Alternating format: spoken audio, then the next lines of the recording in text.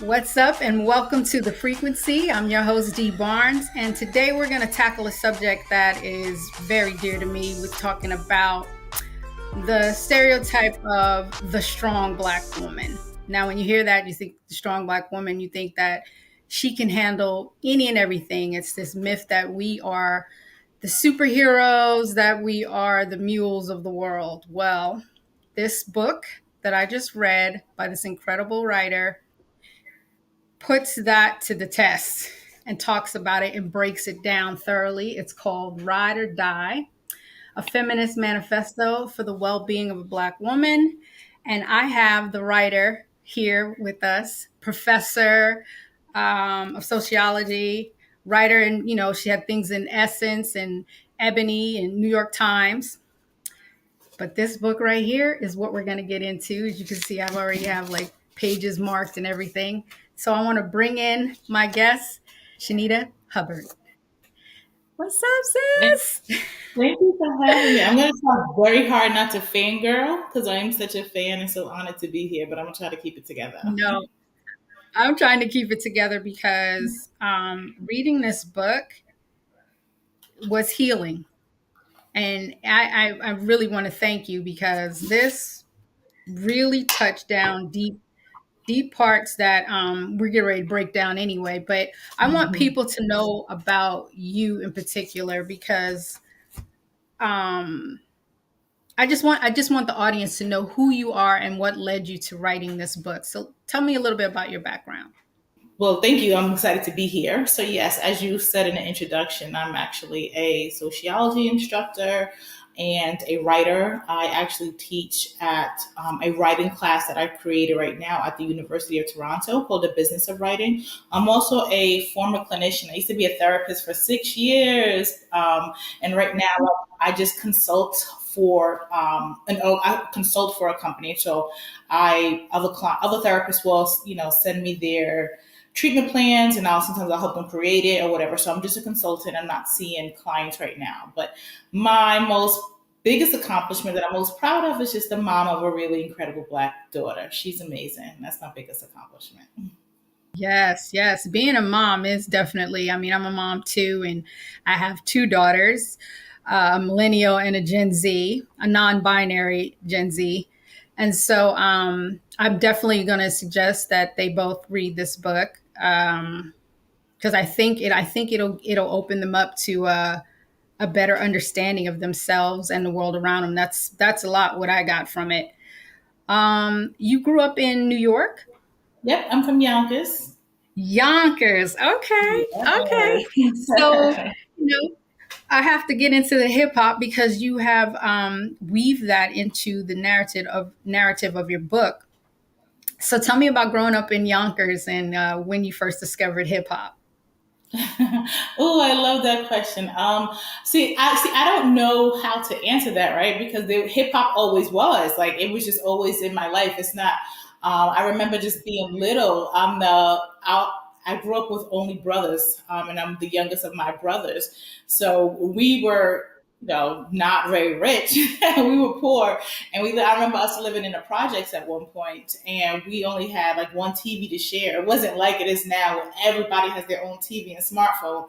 So whoever decided which I was watching, whoever was in charge of the TV made the decisions, and it was never me. So I remember being younger and just my brother watching video music box, so that became our thing. I remember watching my brothers fall in love with Kane, so that became my thing, right? So they introduced me to hip hop very young, and I just, but they introduced it to me in a way where, not to sound like one of these like old school like elitists or whatever, but I was never completely like super caught up in the beats, right? It was always about the words for me. Like my brother would, that's how I remember him introducing me to Nas, like, do you hear what this kid is saying? He's spitting, right? So he really, what he didn't realize he was doing was helping me to fall in love with words and structuring and telling stories in your own way, in your own power. So yeah, that was my introduction, not only just to hip hop, but also just to writing in general. I just didn't know it then.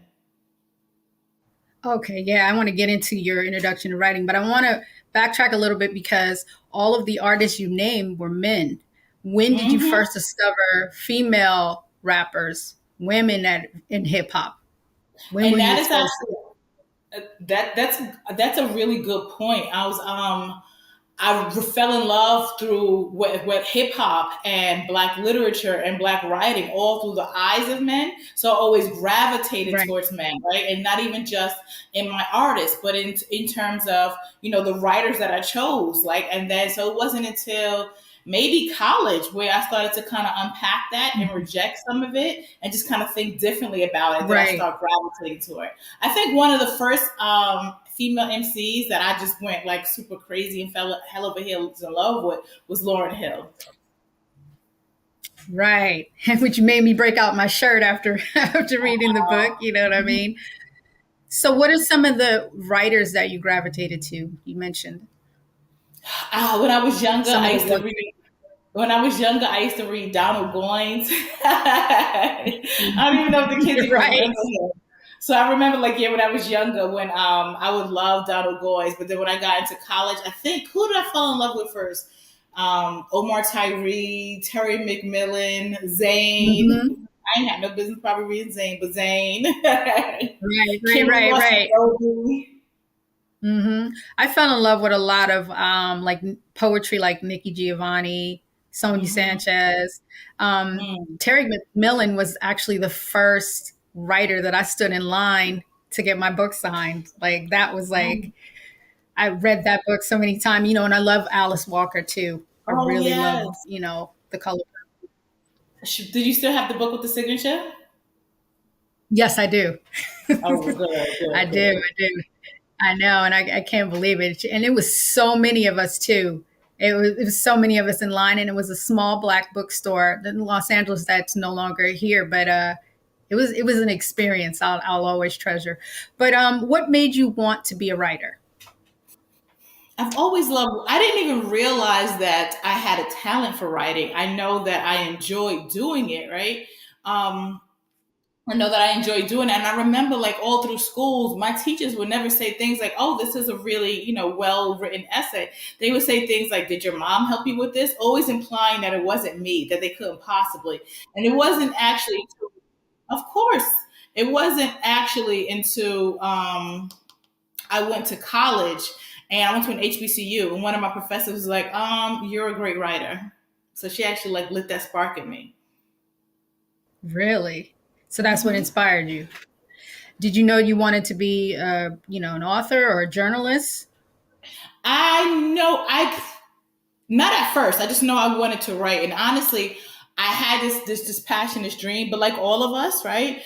Capitalism rules everything around us. So I remember like kind of not pursuing it and just working and just getting excelling in my career. And it wasn't until one day I had an unexpected job loss, and I started like a tiny little blog. But it was only to just like keep myself sane and centered in between rejections. Like applying for a job is not fun, so it was like during that time, I'm like, damn, I forgot how much I love this. And I really forgot that I gotten so busy building somebody else's dreams that I forgot I had my own. I was like, I'm gonna do this. I'm gonna write my book. Yeah. I think that's one of the problems with what you discuss in the book with black women in particular, that we're so busy doing for everyone else that we forget about ourselves. Which, let's get into this. Tell people, tell the audience what this book is about. Ride or Die. So ride or die. I use hip hop. I'm a hip hop head forever and ever. For all of its flaws, it's ours, it's mine, right? So I Mhm. use hip hop as an entry point to have conversations that are specific to Black womanhood. So it's not necessarily as much deconstructing the lyrics as much as it's pointing to specific themes that exist in our culture, that exist in hip hop, and that exist all throughout our community that we need to work on. So each chapter is pulling from like a different song, whether it's the theme or the song itself. And the first chapter is called Ride or Die, and I am Right. absolutely hoping that like we can defund the ride or die industrial complex. Like let's defund it, let's kill it, let's burn it to the Well, ground. break down what the meaning is, the meaning of the ride and die. Break that down first, All right. So for those so of we you can who, deconstruct it.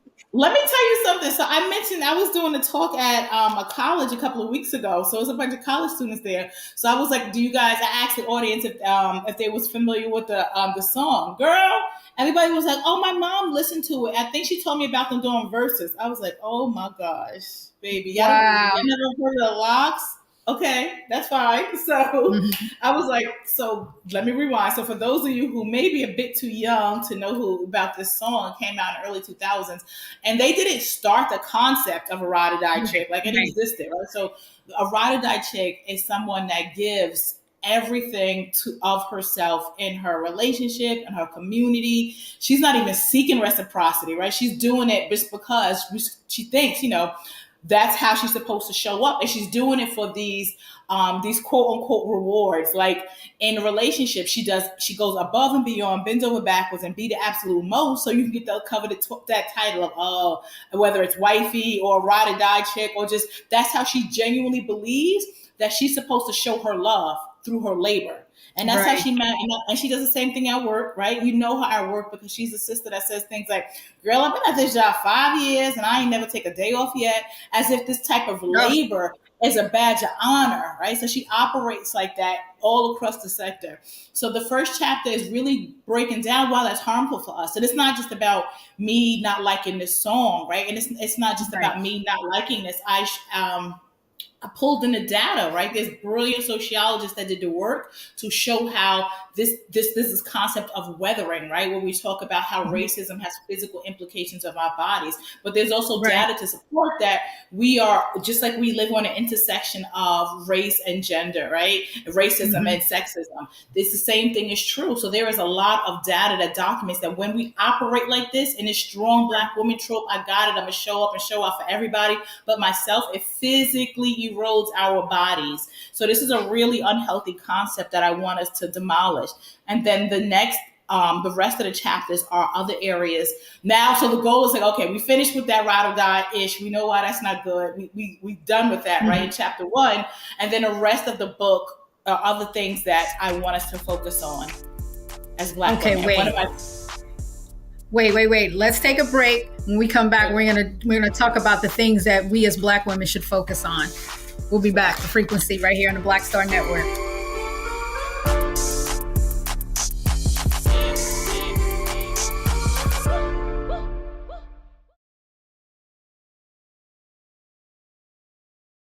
Hatred on the streets, a horrific scene, a white nationalist rally that descended into deadly violence.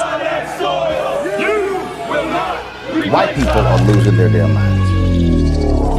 As an angry pro-Trump mob storms the U.S. Capitol, we've seen shootings. We're about to see the rise of what I call white minority resistance. We have seen white folks in this country who simply cannot tolerate Black folks voting. I think what we're seeing is the inevitable result of violent denial. This is part of American history. Every time that people of color have made progress, whether real or symbolic, there has been what Carol Anderson at Emory University calls white rage as a backlash. This is the rise of the Proud Boys and the Boogaloo Boys. America, there's going to be more of this. Here's all the Proud Boys, guys. This country is getting increasingly racist in its behaviors and its attitudes because of the fear of white people. The fear that they're taking our jobs, they're taking our resources, they're taking our women. This is white fear.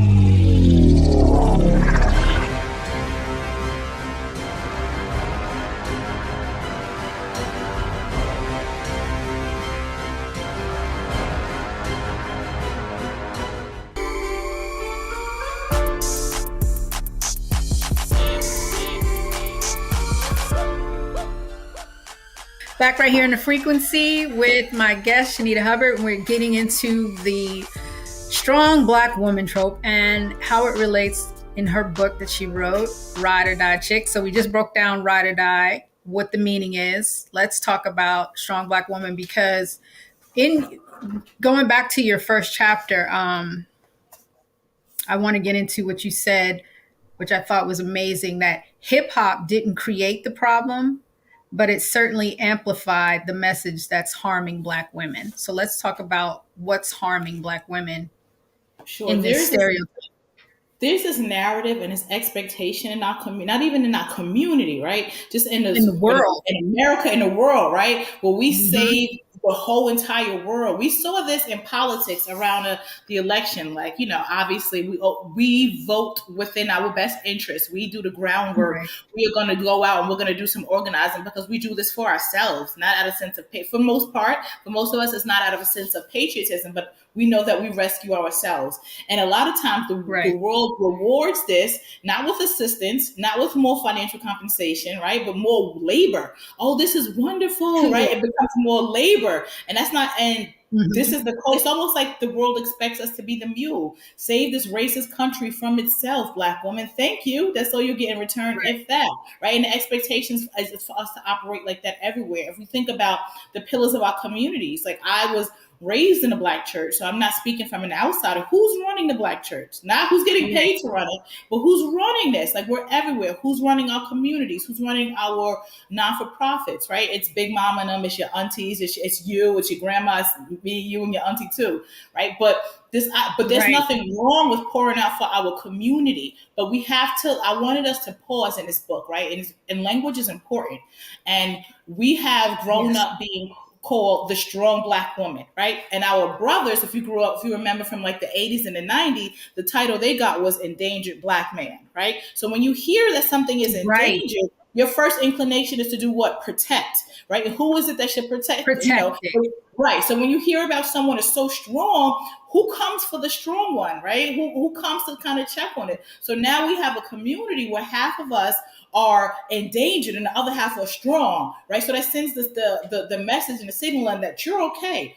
We need to rally around you to support you. And multiple things can be true at the same time. We do need to support and show our brothers. We have to reject this whole "you so strong, you got it, you don't need any, we don't need anybody, we're the muse of the world," this narrative. It's not just, we have internalized this. Like we have. The world screams this and we've internalized this. And some of us are operating with it as if it's a badge of honor. Like you even hear Black women like aspiring to be this ride or die chick, aspiring to be this strong Black woman trope at their own expense, at our own expense. Exactly. Do you think that the roots go back to slavery?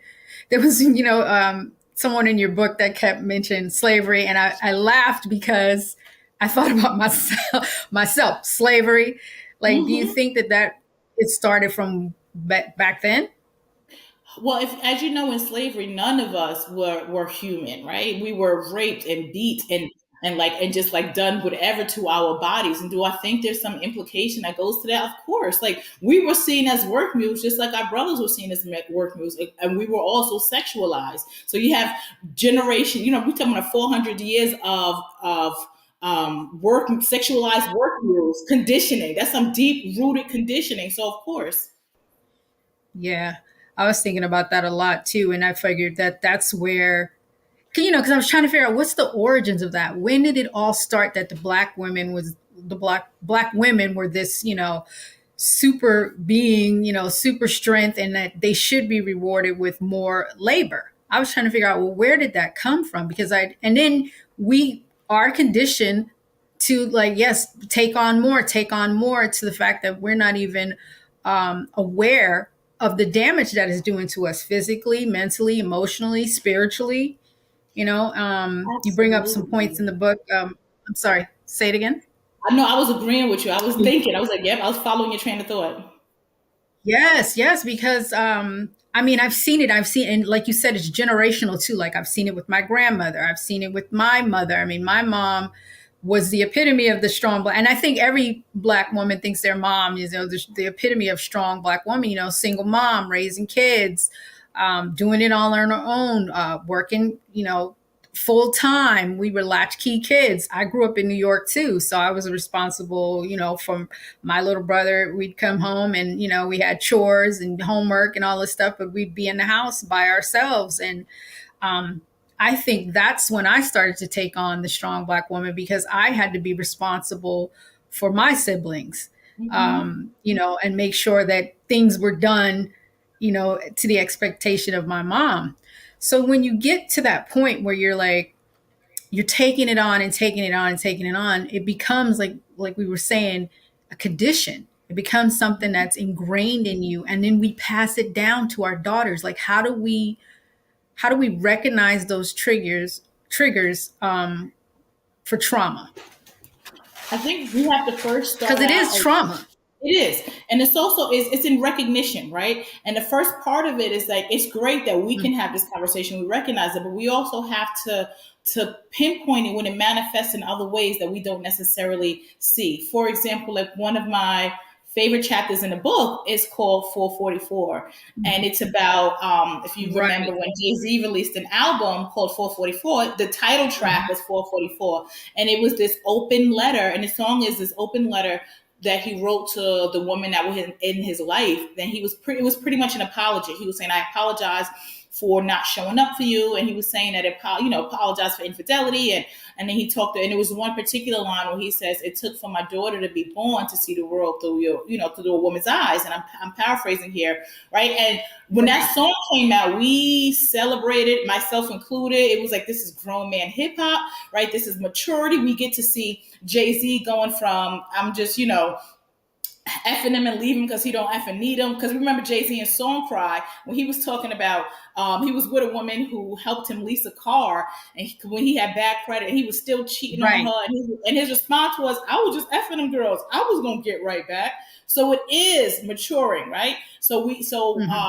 there was this massive celebration. So now in my chapter 444, I'm like, let's rewind the proverbial tape, so to speak. And this is bigger than Jay-Z and Beyonce, right? But the thing about hip hop was born because it always amplified the voices and the stories in our community. So this is really amplifying a community issue, right? So about someone can just say, hey, I was wrong, right? When they harm a Black woman and just be met with applause. Like, oh my gosh, there is no, how do we repair this harm, right? I talk about the concept of restorative justice, like what you hear a lot in abolition communities, because you can't just do a harm and not provide and reparations or repair it. We get that concept as Black people, right? Let's talk about this in terms of what this looks like when there's harm done to us. So when you think about this in the context of the strong Black woman trope, when there's this cultural ingrained that we are so strong, when people harm us, there's no conversation about reparations. There's like, hey, you really did harm. Let's unpack this. Let's look at this. What would it take for us to restore this before we all celebrate you and lovingly applaud you and give you flowers? You cannot do this. And one of the things I say in the book is like, D, if you had a dinner party and you invited me over and I got pissy drunk and I broke your favorite vase, a very expensive, wonderful vase, and then the next day I give you a PhD level analysis on why I got so drunk and you know how deeply sorry I am, but I stop there. I never say, well, then how much does the vase cost so I can replace it? If I don't do that next piece, you might hear my apology. You're going to empathize to why I got wasted, right? But you're not going to integrate me and extend me and allow me to come back in without making that repair, without replacing your vase, right? So we do that a lot. When the person that is harmed is a Black woman, we allow just an apology. We allow just a recognition of the pain without talking about restoration. And part of that is because we're so conditioned to see us as these strong Black women. Like you don't think about somebody can be hurt because they're so strong. You don't think about harm and repairing because they're so strong. So when I'm saying we have to reject this narrative, I want us to say, and how do we do this? We do this by recognizing it when we're seeing it and say, hey, let's rewind a tape right here because we're perpetuating this, right? Because either you're perpetuating something or you're rejecting it, right? So we have to recognize it and reject it so that we make sure that we aren't perpetuating it. Exactly. And I think that's the problem too. Like we're not rejecting it. It was something you said in that chapter too, because that chapter did hit home. I felt seen. Thank you. It was something you said that really, really struck me. And it was like, because of that stereotype and because of that conditioning, it allows us to say who is disposable in our community and who deserves unmitigated grace. Whew. You know that hit me right there because if a person harms you, D, right?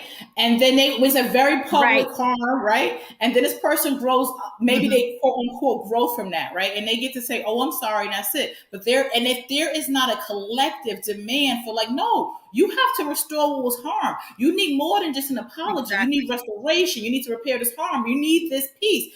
If we allow the fact that they apologized, they grew, they're an active member contributing to our community, then we are saying that the harm that you experience is acceptable collateral damage as long as that Black man that harmed you grew, as long as that Black man became an upstanding citizen of our community, whatever that means. Right, exactly. Okay, we got to get more into the traumas and our favorite chapters because I have a couple that I want to share with you. We'll be back on The Frequency.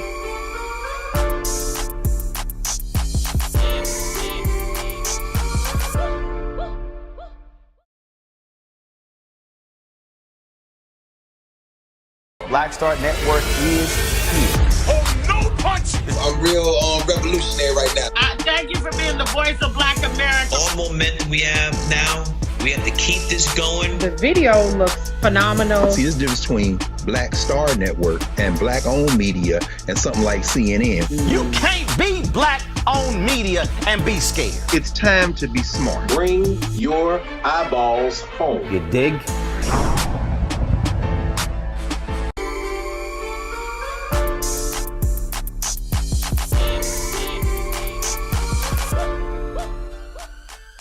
We're back right here in the frequency with our guest, Shanita Hubbard. We're talking about the ride or die chick. We're breaking it down. And one of the things we were just talking about was our favorite chapters. We just broke down 444. I want to talk about, I think in that chapter also, we were talking about repair. We were talking about, oh, no, that's a different chapter. What's one of your other favorite chapters? Then I'll go into that one. Another one of my favorite chapters is called My Sister's Keeper.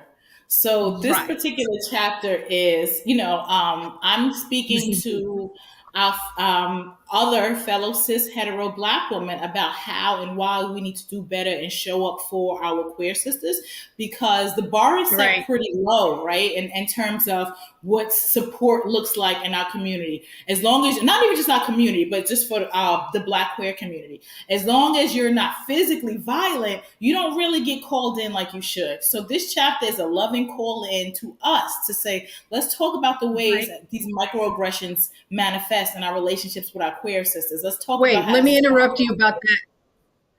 Let me interrupt you about that because you brought up that topic. That's I wanted to talk about, the call in and being called out. Explain the difference between being called in and called out. Okay, so let's say, for example, Dee Barnes does something really harmful to like a queer community. I don't want to assume that you're not queer, right? But I'm just using this as an example.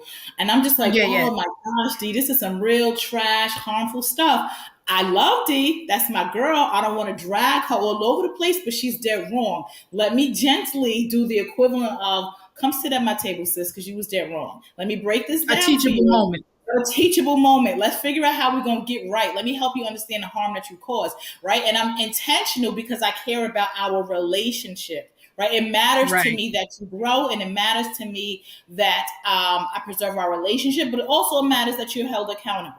Right. And the opposite of that would be, let's say, like a call out. Let's say a company that one of these corporate companies I don't give two craps about. They do some racist-ish, right? Some high-end company, fashion company does some racist-ish. Just pick an example, because I know that happens all the time. We have so many to choose from.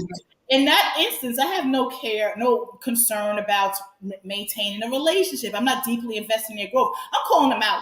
I'm going to blast them on Black Twitter. I'm going to out them. I'm going to drag them. And I don't care how public, how ugly it is. I'm going to call them out, say what I have to say, and I'm never going to follow up to see about, are you okay with that, right? So that's just a call out. You need to be held accountable. I don't give two craps about our relationship in that. But we're calling in. It's still an interest in preserving the relationship. So, go ahead. My Sister's Keeper is a loving call in to other cis hetero Black women to say, let's talk about how we need to show up better for our queer sisters. Let's identify some of these microaggressions that we probably never even realized. We understand that the bar is low because there's a lot of artists that's talking about harming, queer people. And that's a lot of people. And we look at the data that's going through with it, that's killing them. It's not physical violence, right? But that's a low ass bar. Right. Let's not aim for that. Let's raise the bar, so to speak, and show up for our queer sisters in a much better way. I know. And when you use hip hop in there, and I think back on some of the lyrics that have been in a lot of songs, there's been a lot of harm done to that community. How do you think that can be repaired? See, the thing about like the restorative justice model, it's the person that was at the receiving end of the harm that will say what restoration looks like for them. Let's say, for example, somebody harmed you. I don't get to, this is an important thing to say. I don't get to say, well, that's sufficient time has passed. It's okay. Nor do I get to say what restoration will look like for you. You tell me what that looks like, and I show up and I'll support you in receiving that. And the same thing with the queer community. You would have to ask somebody like, what would restoration look like? And then I, as an ally, will show up and support and be like, bet, I'm with it. This person needs to be held accountable by doing A, B, C, and D, because this is what that looks like. So all I can do is show up and support. Okay. Yeah, I like the way you said that. I mean, thinking me personally, I know I've learned a lot from my daughter, Gen Z, non-binary, and to be respectful with pronouns. And I like the way they educate me on things like they call me in and call me out when I say things or I don't have an understanding of things. And I think that's what's key. Each one teach one, so to speak. And you're right. A key to that is listening and reciprocating, because like you said, it has to come from the person that was caused the harm and what restorative justice looks like for them. You're absolutely right. I love it. I love it. Okay. Triggers. What are some triggers that because you brought up a lot of that in the book. And one of the key things that I wrote this down, that you said, the grip of traumatic experience doesn't have an expiration date. You kind of just touched on that just now. It doesn't have an expiration date. And I feel like people don't take people assume that because it happened a long time ago, that you should be over it, should be done with. But when there's things that trigger you and remind you of what happened, then you have to learn how to heal from that. What are some of the ways we can recognize the triggers? Well, one, I want us to also be mindful. I love that you really starting at that point by saying um, that there's no expiration date. We have to remember that for ourselves, and we have to remember that for other people, because we have to operate in grace. Give ourselves grace, right? Give yourself grace. Like, it doesn't matter that this person could have passed 5 years ago, 10 years ago. Something could happen and trigger. Because our healing journey is very personal, and also I want us to remember that for each other, because I think a lot of times we don't give each other grace because we act as if there's an expiration date for how long a person takes to heal. Like, they're still talking about that. You don't know what this person's healing journey is, right? And we have to, I don't want to take it for granted that everyone understands triggers and everyone has been in therapy, right? And I also don't want to go like too psychoanalytical. So I'll just break this down. It's like, we have to pay attention to how we respond to things, right? And even if they're lighthearted things. For example, I talk about this in one of the chapters because it was a lighthearted story, but it really was like a trigger for me. I was out on a date with this, really fine, smart, wonderful guy, and we're laughing and joking, and he starts saying, and he starts talking about how he didn't grow up spending a lot of time with his dad because his dad belongs to the government. And I'm just like, when I hear that, baby, you say black man and belonging to the government in the same sentence, he's locked up. You know what I'm saying? He's away, he's doing a bid somewhere. So when I heard that, I wasn't thinking government worker. I'm a person that supported a few loved ones through incarceration. And no matter what side, and if you've ever supported somebody for real through incarceration, I have. Writing them, calling them, you understand that it feels like a part of you feels like you're locked up too. So no matter what side of the bars you do that bid on, you coming out with some type of trauma, right? So that's really challenging for me. That's something I'm still, rectifying and healing from. So when he said that to me, I was like, oh my gosh, I understand how incarceration is so hard. So I'm thinking I'm being so empathetic because I'm sharing about how difficult it is, all the different prisons, whether it's, blah, blah, blah, that they monetize us. And he's just like, whoa, Shanita, I mean, my father worked for the government, girl. Like, what? Nobody said he was locked up. And I'm like, oh, okay. Wow. So those are some words that are still, the thought of somebody being snatched from their family is triggering for me because I've experienced that. So those are triggers. So you don't, it's really important to recognize your triggers, not so that you can run from this, not so that you can escape them, right? So because it's an indication that I'm still not healed in that area the way that I thought I would be, the way that I need to be. So it's still an indication that there's some work to do. So we have to pay attention to these things that like make us like, oh my gosh, that just kind of like snatch us out of our peace, that kind of bring us into these really offensive, guarded positions, because those are triggering something. One of the things I related to in the book, and I recognized from reading that, and it made me think, oh my God, this is one of my triggers, was the financial trigger. Having to be stressed out about money all the time. As you know, or I don't know if you're familiar with, I was unhoused for 3 years. 2018, was evicted, had to come to terms with it and, share it publicly because I was being threatened to, I'm going to expose you by a relative that, for some reason wanted to hurt me. but I took it upon myself to be public about it and share my experience.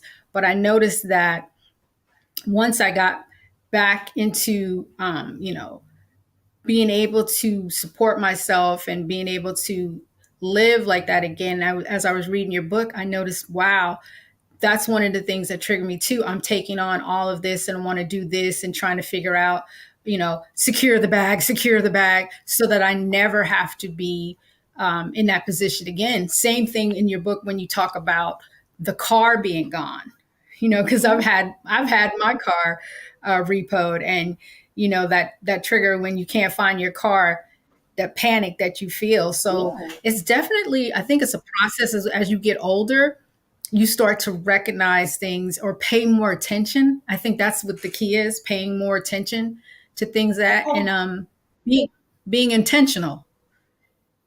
I call them misidentified trauma responses, because a lot of times we don't see these. We haven't identified them as trauma responses, but they are.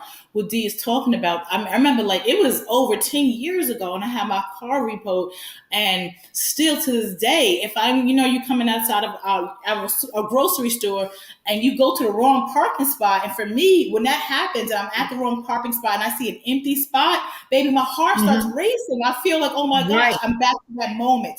Right now, if I hear like a garbage truck coming, beep, beep, that sounds like a tow truck to me. So tow truck, exactly. Yeah, that they're coming from my car, and my car is not behind. My truck is paid, not paid for yet. But what I'm saying is that still lives with me, that stays with me. And we have to, and a lot now, it's important, right? Misidentified trauma responses are important because they're not always as obvious. One of the ways that my financial, like if you've ever experienced financial hardship, even when you do get the bag, even when you do come up, there's a piece of that still stays with you. But it manifests in different ways. For me, and I still struggle with this, I remember saying it was a season where I'm saying yes to everything. I'm teaching at the University of Uganda class and teaching at the University of Toronto. I'm teaching at a college out here in Pennsylvania. I'm writing all over the place. I'm working on my Soros Fellowship. I'm writing my book. I'm speaking all over the place. And I'm doing this because I'm terrified that one day the ask are going to stop. And if the ask stop, will I be broke again? So now that I'm getting money, trauma robs you of your present joy because you're still stuck in what happened before. Exactly. Okay, we're going to take a break. When we come back, we're going to talk about how to regain your joy and healing, because that's the most important thing. We'll be back. The Frequency.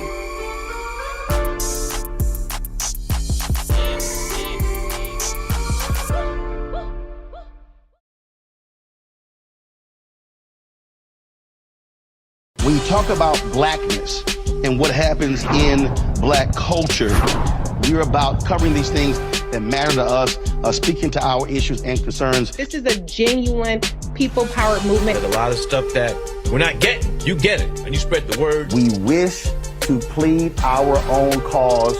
Too long have others spoken for us. We cannot tell our own story if we can't pay for it. This is about covering us. Invest in black-owned media. Your dollars matter. We don't have to keep asking them to cover our stuff. So please support us in what we do, folks. We want to hit 2,000 people, $50 this month, raise $100,000. We're behind 100,000, so we want to hit that. Y'all money makes this possible. Check some money orders. Go to P.O. Box 57196, Washington, D.C. 20037-0196. The Cash App is $RM Unfiltered. PayPal is R Martin Unfiltered. Venmo is RM Unfiltered. Zelle is roland@rolandsmartin.com.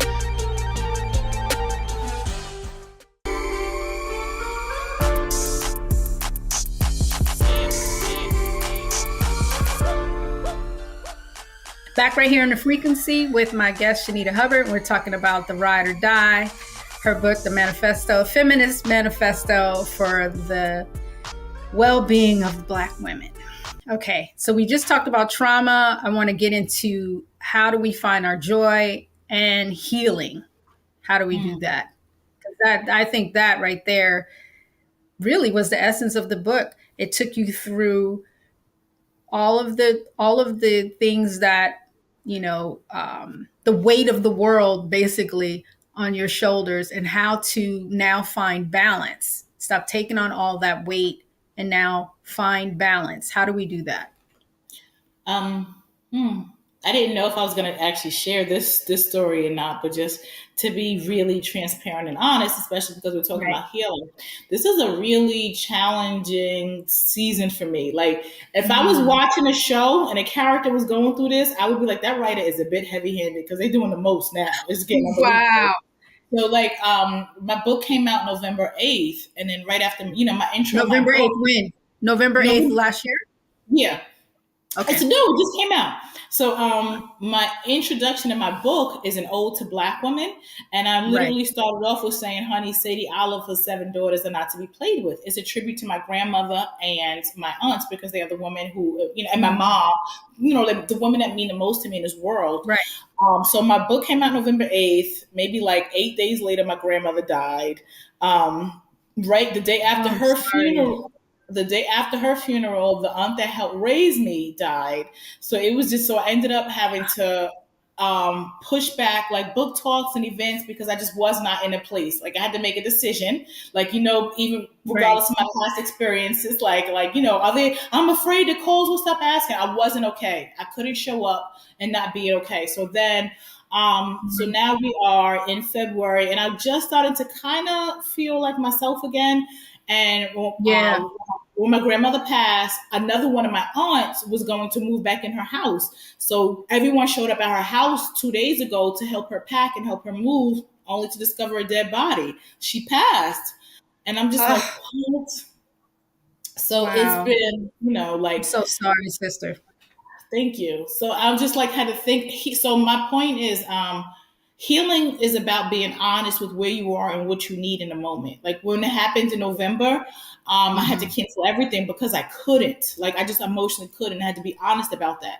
And now I'm in a place where I need something different. Like I don't know what you believe spiritually, right? So just I know that I need something different. I need a whole lot of prayer, but I also need not just work. I need really intentional work. Like I knew that we were having this conversation today, right? I knew that we were going to be talking about like restorative. I knew that this was going to be a balm to my soul. So now part of your healing journey for me is recognizing where I am and understand that sometimes you need something different. Like before I couldn't, like I couldn't have done this interview with you a couple of months ago, but I know that I needed something different, right? So I'm recognizing that when you need something different and that might change tomorrow. So in addition to like grief counseling and spiritual practices, I'm also paying attention to let me be open and understand that I'm going to need something different at each stage of this, whether that stage is Monday and the next stage is Wednesday, right? So just really being open. And then I really do believe in this truth and power and honesty, right? Where we heal together. I agree. And that's how I actually ended the book, talking about like bell hooks instructed us to heal in community, right? So I can share my pain if I think it's safe. And that's, and then we can help each other heal. So how do we heal? We recognize that it's a journey. We recognize that on the journey, we may need something different. And then you create and you connect with your community, whether that's virtual or whatever, and allow people to pour in and give yourself balm as you need it. I noticed you mentioned safe. And one of the things in your book you discussed was not having black women and Black girls, especially younger, didn't have a safe space within the community. And it really made me go back and think about, my neighborhoods, which were rough, New York and New Jersey, and the corner, and not having that safe space, and the experiences that I had. And I completely agree with you that healing looks like being honest with yourself. And that's hard sometimes. Sometimes you don't want to face that truth, about yourself, or maybe even about a person you're in a relationship with, where you're like, that maybe it's not good. You see the red flags, but you ignore them. And I think that goes back to a Black woman feeling like, she can, or women too, women in general, she can fix this person, or she can heal this person, or she's the exception to the rule. And I think that honesty comes with maturity. it also comes with having an example. And that's one of the things that I love about your book. Your book is a complete example of taking the time to take it in, take yourself in. You have your eyes on the world and you're able to analyze everything and everybody but yourself. So when you have to reflect that mirror back on you, I think I can't agree enough that honesty that you have with yourself is when the healing begins. And it worked for me too. I mean, I've had, we've all had our share of traumatic experiences, but I know that once I started speaking truth to power, and once I started feeling like just being honest, it helped me in that journey. And I mean, I'm not complete. I think it's something that it's an ongoing process. I think we have to do the work for ourselves, whether that's therapy or, community service, whatever it takes. I think that, once you recognize it and you're honest with yourself, that you can evolve and you can heal. I keep hearing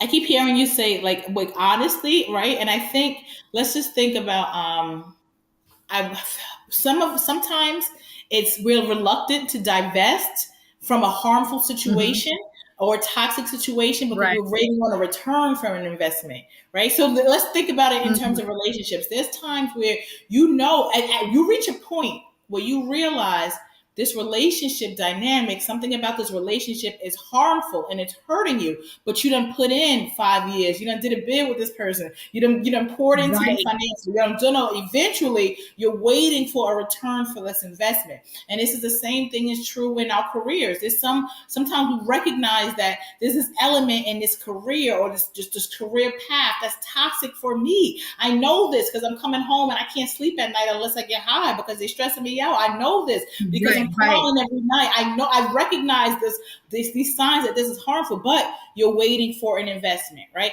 And part of being healing requires honesty. And so you have to be honest about that too. Like, you know what? I know this is toxic, but I waited this long because I was waiting for an investment, but it's not going to happen.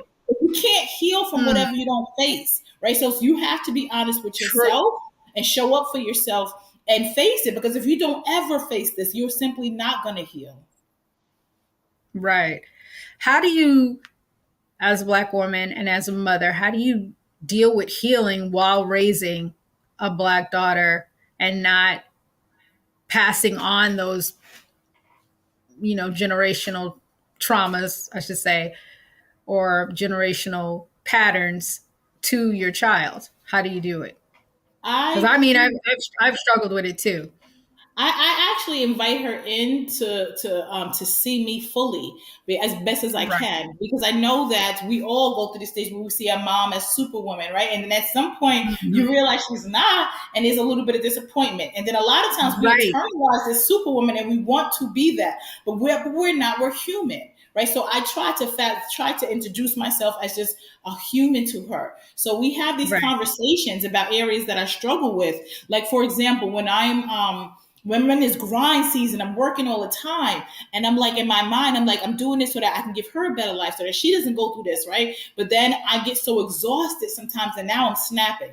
Like, I'm working so that she cannot go through what I went through financially, but now I'm snapping at her all the time. And I'm impacting the energy that's in the home. So it don't matter how much I'm saving if the energy is off and she don't feel safe coming to me, she don't want to talk to me. Like, I'm hustling backwards here. So I have these open conversations with my child about, listen, I really struggle with this, and I recognize that I don't believe in hitting, but there's other ways to cause harm. You may be a parent that don't hit, but you snap at your kid all the time so they don't feel free, right, to talk to you. So I have these open conversations with her, and it hurts because she'll co-sign and she'll give me examples and she'll tell me how it feels. But then at the end of the conversations, I go, well, let's create a system to hold me accountable, right? Let's check back in on this, right? This is my goal. My goal is to and it's not, I'm honest with, I'm like, listen, part of this because I be trying to white knuckle it, right? I'm working all the time, and sometimes I don't take breaks when I want to because I feel like I'm working all the time, so my free time should go to you. I said, but I'm a woman and I'm a mom, and sometimes I need me time and I need to do this.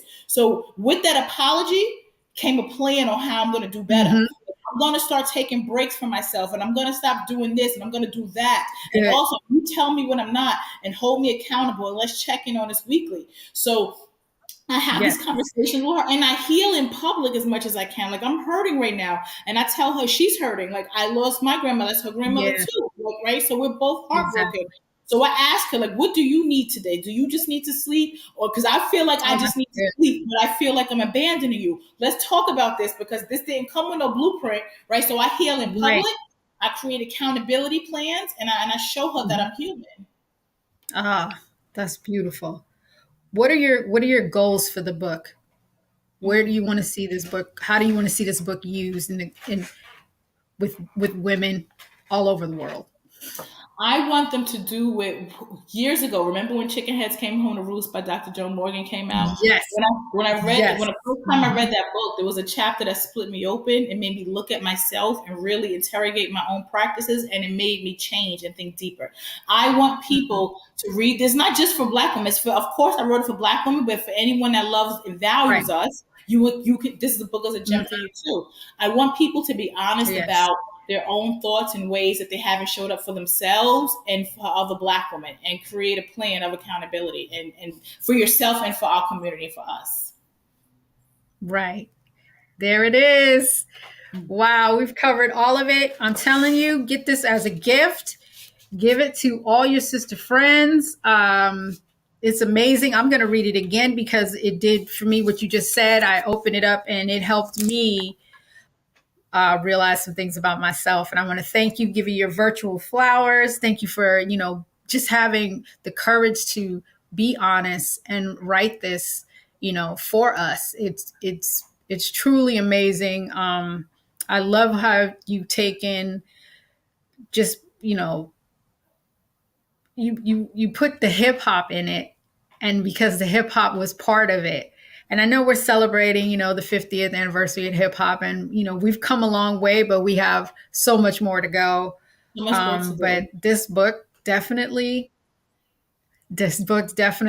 was a game changer. And thank you for being brave. Thank you for writing this. Virtual flowers. Thank you so much. Thank you for being a guest. I really appreciate you. So much love. All right, y'all. The Frequency right here on the Black Star Network. We'll be back.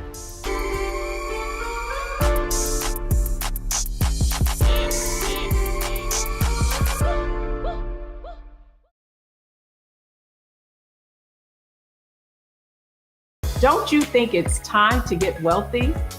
I'm Deborah Owens, America's Wealth Coach, and my new show on the Black Star Network focuses on the things your financial advisor or bank isn't telling you. So watch Get Wealthy on the Black Star Network.